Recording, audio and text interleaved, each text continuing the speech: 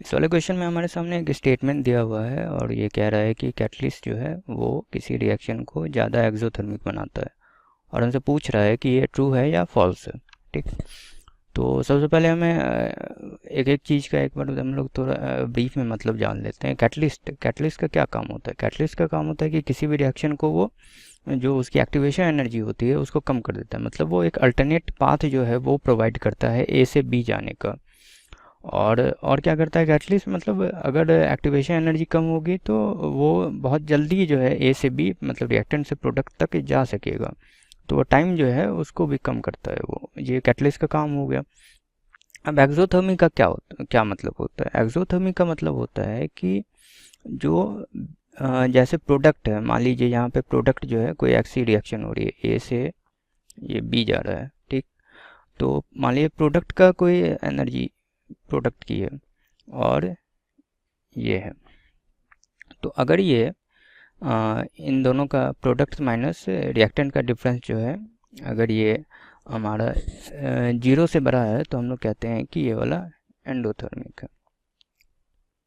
और अगर उसका उल्टा होता है, मतलब कि ई बी माइनस ये जो है वो अगर कम होता है तो हम लोग कहते हैं कि ये एक्सोथर्मिक है। ठीक। तो अब इस वाले डायग्राम की मदद से हम लोग चाहें तो ज़्यादा अच्छे से समझ सकते हैं कि ये कोई रिएक्टेंट है और ये बी जो है एक प्रोडक्ट बन रहा है। तो अगर इसको जैसा कि क्वेश्चन में कहा गया है कि इसको मोर एक्सोथर्मिक होता है क्या, ये पूछ रहा है। तो अगर ये मोर एक्सोथर्मिक होगा तो इसका ये मतलब होगा कि ई बी और ई ए इन दोनों के बीच का डिफरेंस जो है ये बढ़ जाए। लेकिन हम लोग देख रहे हैं कि हमारे सामने भले दो ग्राफ दिए गए हैं, लेकिन ए का पोजीशन जो है ये यहाँ पे फिक्स है दोनों ग्राफ के लिए, और बी का पोजीशन जो है यहाँ पे ही फिक्स है दोनों ग्राफ के लिए। तो दोनों के बीच का डिफरेंस जो है वो ज़्यादा या कम होने का कोई सवाल ही पैदा नहीं होता। तो इसलिए ये ना तो मोर एक्सोथर्मिक हो रहा है ना मोर एंडोथर्मिक हो रहा है। इस तरह से ये स्टेटमेंट जो है हमारा फॉल्स हो गया। Hello students, here in this question we are given if equilibrium constant for the reaction A2 plus B2 is in equilibrium with the 2AB is K, then for the backward reaction that is AB is in equilibrium with half A2 plus half B2, the equilibrium constant K dash is 1 by K. We need to verify whether this given statement is correct or incorrect. Firstly, as we know, when a reaction is reversed,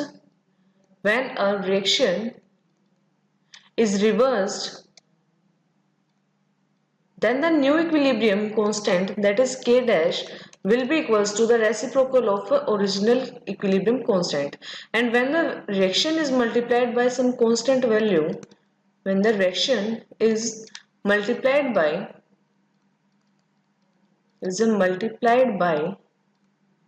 some constant value n, then the new equilibrium constant K dash will be equals to the original equilibrium constant raised to the power that constant value. Using these both results in the above question, we have the second equation given to us can be obtained when we reverse the first equation, and then the reversed equation will be multiplied by 0.5, and then we can get the equation number 2 that is given to us. So when we reverse the first reaction, equilibrium constant for the reverse reaction will be equals to 1 by K. But when we multiply the reverse reaction by 0.5, then using this result we have this new equilibrium constant will be equals to that equilibrium constant raised to the power 0.5.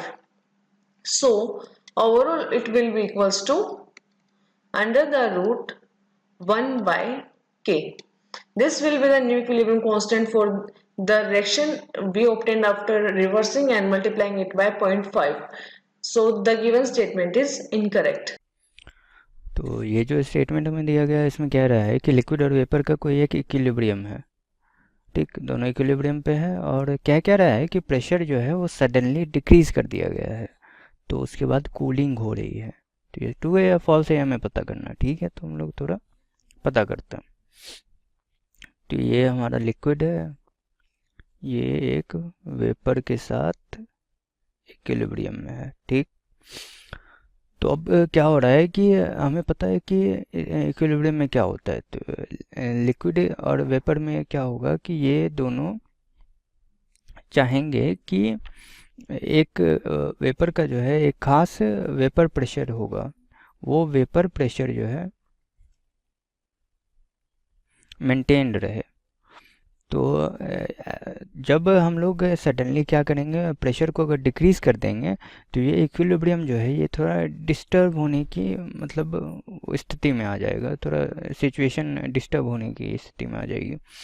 तो फिर क्या होता है कि कुछ liquid जो है, चूँकि प्रेशर कम हो गया है तो कुछ लिक्विड जो है वो प्रेशर बढ़ाने के लिए यहाँ से इवेपोरेट हो जाएगा, और जिससे कि वेपर फेज का जो प्रेशर है वो थोड़ा सा बढ़ जाए।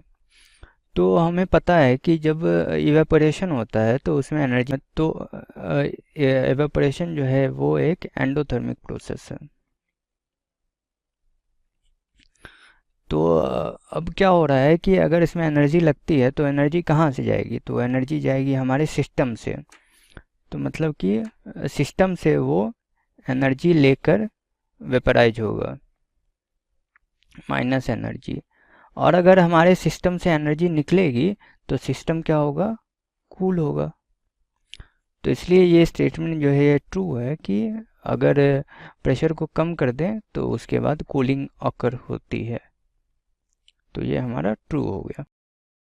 इस क्वेश्चन में हमको बोला गया है कि in the following equilibrium reaction given है कि N2O4 डिसोसिएट हो रहा है 2NO2 में, और हमको बोला गया है कि when 5 moles of each are taken the temperature is capped at 298 kelvin. Means जो इक्विलिब्रियम पे हमने 5 मोल ऑफ N2O4 भी लिया और 5 मोल NO2 भी लिया, और जो टोटल प्रेशर फाउंड हो रहा है वो बराबर दे रखा है 20 बार के इक्वल। और हमको बोला गया है कि जो डेल्टा जी एफ नोट है N2O4 का वो है 100 किलो जूल, जो डेल्टा जी एफ नोट है NO2 का वो है 50 किलो जूल। और हमको बताना है कि delta G of the reaction क्या होगा, और the direction of the reaction in which the equilibrium shift, कहाँ पे इक्विलिब्रियम शिफ्ट होगा। तो सबसे पहले जो रिएक्शन दे रखी है N2O4 गैस डिसोसिएट हो रहा है 2NO2 गैस के अंडर।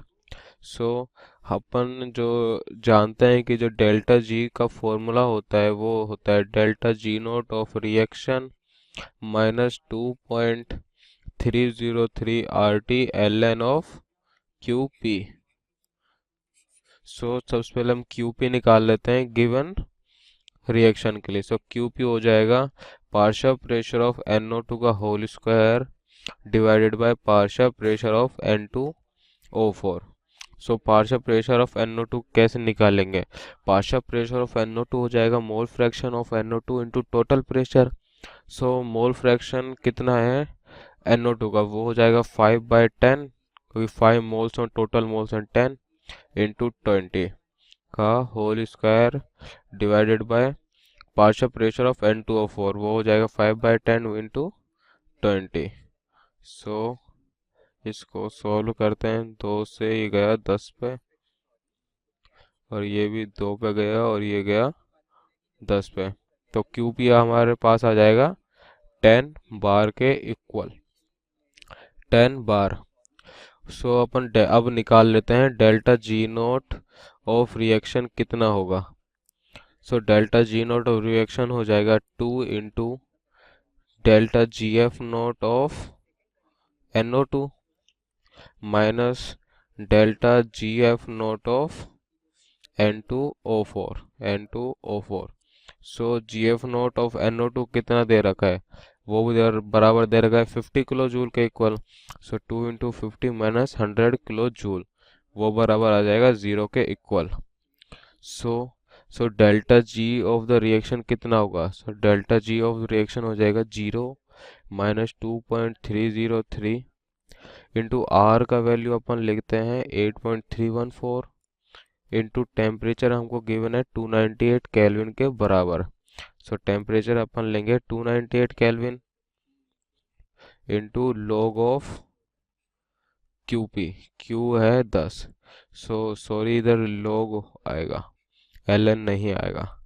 सो इसे सोल्व करने के बाद जो हमारा डेल्टा जी का वैल्यू आ जाएगा वो बराबर आ जाएगा माइनस 505.8 जूल के बराबर, जूल। सो इसको किलो जूल में बदलेंगे तो ये हो जाएगा -5.705 किलो जूल। सो जैसा कि अपन देख रहे हैं कि जो हमारा डेल्टा जी आ रहा है वो नेगेटिव आ रहा है।